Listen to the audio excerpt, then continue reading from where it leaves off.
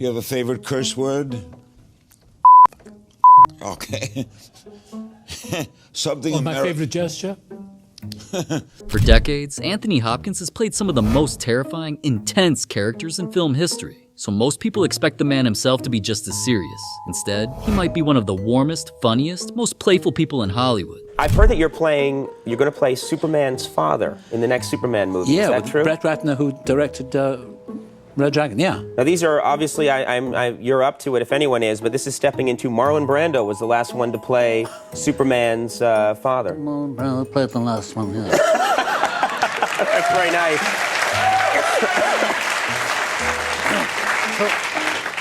I'll be playing Super Daddy. Super Daddy. I don't know who's playing my son. I think it's going to be a girl this time. It's going to be Supergirl. Nobody's safe once he gets going, not even the people who work for him. On Kimmel, he spent a good while roasting the assistant, who's never where he's meant to be. And the timing of what happened next couldn't have been better. He's your assistant. Guillermo is, I wouldn't call him my assistant. Assistants generally help you. He's my body man. My body man, I think. I have the same problem. I have a guy called Juan Jots, Johnny on the spot, except he's never on the spot. He's useless. Jots! Water. Oh, is this him right here? This is him. Oh, look at that. All right. This is your Guillermo? Why is your Guillermo so much more handsome than my Guillermo? How are you? How you doing? Nice to meet you. And the people who've worked beside him adore him just as much. Gary Oldman, who played Dracula to his Van Helsing back in 1992, does an impression of Hopkins so good it's become legend, capped by the thing Hopkins told him on set. Anthony Hopkins, who I would imagine you would respect, says he's a rebel, he's on fire, he's a crazy man. He's a rebel, he's on fire, he's crazy. Yeah. He says it just like that? Yes. And for a man his peers hold in such awe, he's remarkably unimpressed by himself. Asked which of his films he'd call important, his answer stops you cold, because he doesn't think acting is anything to make a fuss about at all. But the thing is, about all that stuff, people ask me about Silence of the Lambs. How did you do that? I said, well, I am not Hannibal Lecter. I am not a butler. I am not this and I'm not that. I'm just a mechanic. I show up. No one. Somebody says, how did you play the remains of the day? That butler, how did you play him? I said, well, I was very quiet, very still, and walked about quietly. That's it. How did you play Hannibal Lecter? Well, I played the opposite of what they promised. Oh, he's a monster. Good morning. You're not real FBI, are you? Gives me the heebie-jeebies. Don't do that. Because you play the opposite. And it's easy. In 1992, just after his Oscar win for The Silence of the Lambs, Dick Cavett asked what it's like when people come up to him about Hannibal, and Hopkins had the perfect answer ready. To get this out of the way right away, what are you sickest of in terms of people coming up and joking to you about, the way they come up to magicians and say, can you make my mother-in-law disappear? Do people come up and say, hey, Hannibal, would you... I bite them on the nose. Yeah. And on the... Just and the heels, and they scarf it, they go across the street. Sometimes they cross the street before I get to them. Okay. But the funniest proof of how terrifying he was comes from the person who stood across from him. Jodie Foster, his co-star in The Silence of the Lambs, admits she was so frightened of him that she avoided him for the entire shoot. Is it true that, did you never speak to Anthony Hopkins? No, never spoke to him. He was scary. We did the read-through of the film, and by the end of it, I never wanted to talk to him again. I was petrified. Because the scenes were so long, they'd kind of lock him in at the beginning of the day, and he'd go there, and then the next day, he'd be on the other side, and I'd be on this side. And we got to the end of the movie, and it really had never had a conversation. It was the last day, and he came up to me. I was like, I was really scared of you. And he said, I was scared of you. In her acting masterclass, Foster revealed that one of the film's most chilling moments, where Lecter mocks Clarice's accent, was never in the script. Hopkins made it up on the spot, and it rattled her for real. There's an interesting moment in Silence of the Lambs where Lecter makes fun of Clarice's accent. And that was not rehearsed. That was just something that Anthony Hopkins came up with. I was an actress learning how to speak in a West Virginia accent. And when I heard him make fun of my accent, it really made me mad.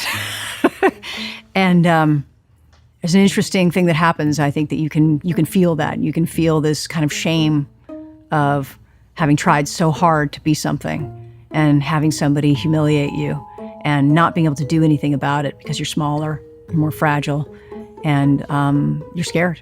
And it isn't just his co-stars who marvel at him, it's the greatest directors alive. Steven Spielberg, who directed him in Amistad, says Hopkins warned him up front that he's only good for about 3 takes, and then proved to be one of the most instinctive actors he's ever worked with. Anthony Hopkins on Amistad came over to me before we shot the movie, and he said, I'm going to give you a little insight into how I work. Take 1, I'm just getting a feeling of about how it's sounding and how it's feeling to me. Take 2, I'm going to nail it.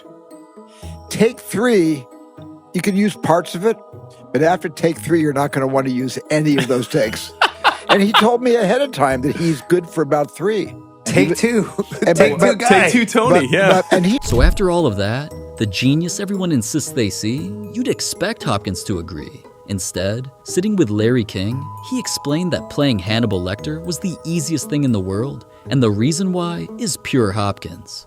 But I think Lecter was one of my favorite because it was so easy. How did easy? Yeah, dead easy. Well, it's a trick, you know. What do you mean?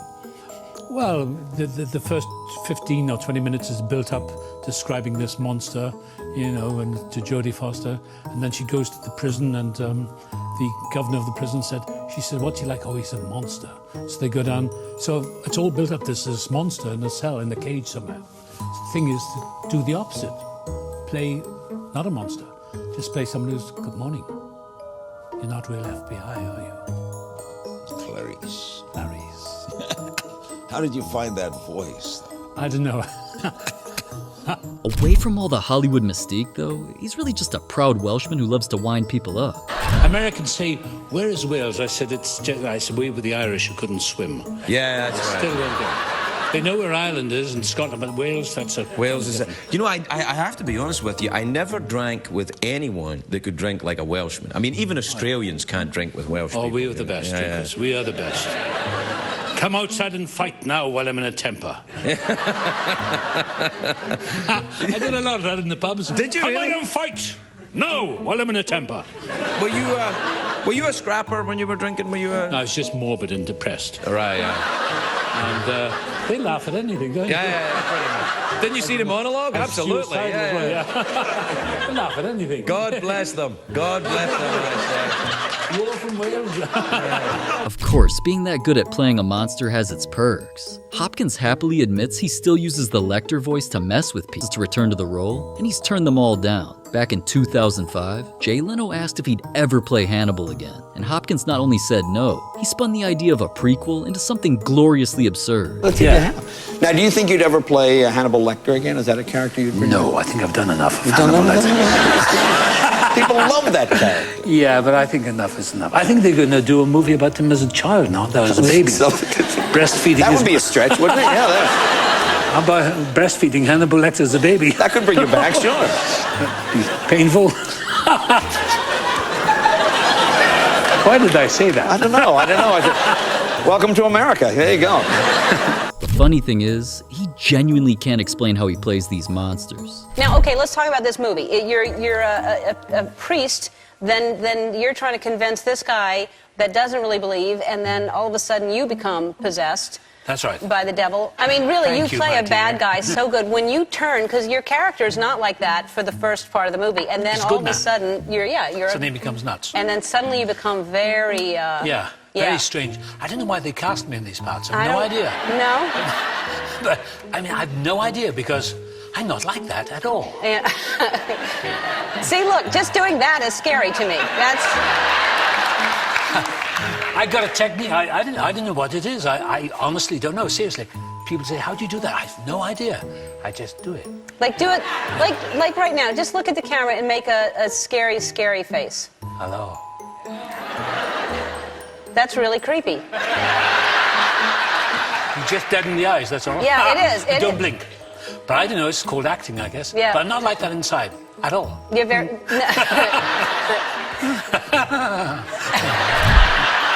And he enjoys keeping the newcomers on edge. When his nervous young co-star asked Hopkins how he was doing, the answer was pure mischief. Then this part came along in the right, and I thought it was a very interesting role.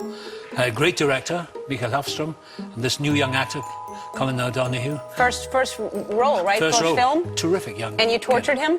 Tortured him every day. No, actually, he was very, very good. I teased him a bit. Yeah. But I used to tease him a bit. He said, how am I doing? I said, well, if that's the way you want to play it, it's your career. but that's nice coming from Anthony Hopkins. Yeah. By now you can see why his fellow legends can't get enough of him. We opened with Gary Oldman doing his Hopkins impression, but Ben Kingsley might actually top it. Have any of you seen a film called Sexy Beast? Okay. This is Tony Hopkins phoning Don Logan from Sexy Beast.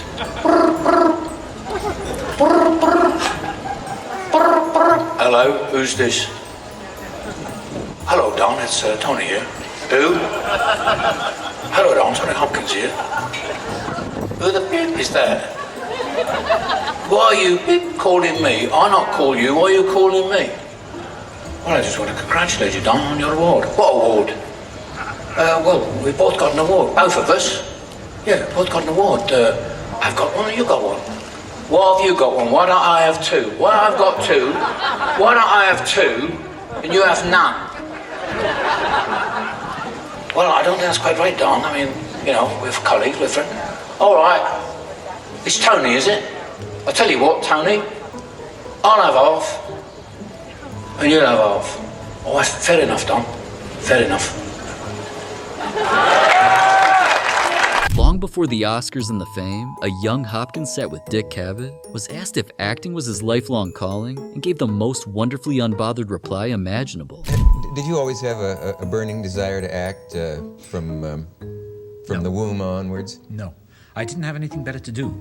At the age of... If you were an actor, what do you think you'd have done? Drunk myself to death, probably.